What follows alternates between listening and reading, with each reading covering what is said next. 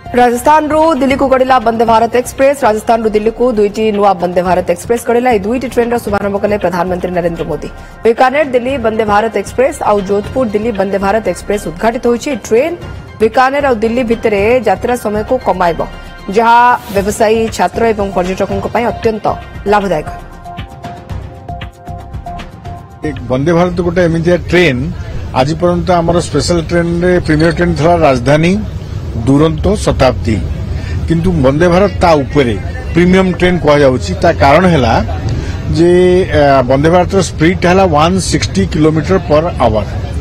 आउ एथिर जो seat arrangement बसिबा ता टिके कंफर्टेबल।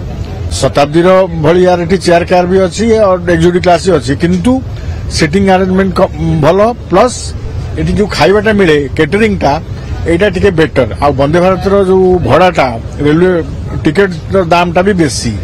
बर्तमान जिते ट्रेन चलुची इंडिया रे वंदे भारत भड़ाटा सबुठारु बेसी। ता कारण हैला एथि टिके बेसी सुविधा दिया।